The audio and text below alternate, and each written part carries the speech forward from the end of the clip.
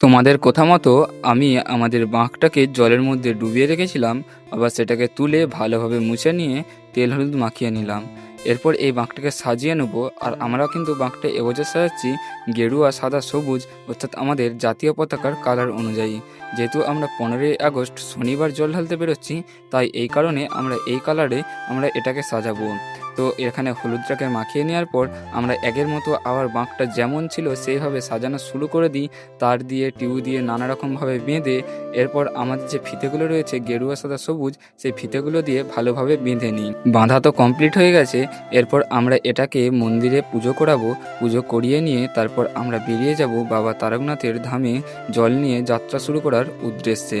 তো তোমরা প্রত্যেকটা পাটে পাটে ভ্লগগুলো দেখতে পাবে তারকেশ্বরের পথের, কারণ সেখানে আমি ভিডিও এডিটও করতে পারবো না, ভয়েস ওভারও দিতে পারবো না। যাই হোক, এই ভিডিওটা এই পর্যন্তই। দেখা হচ্ছে তোমার সাথে পুরো রাস্তাতে তারকেশ্বর যাওয়ার জন্য।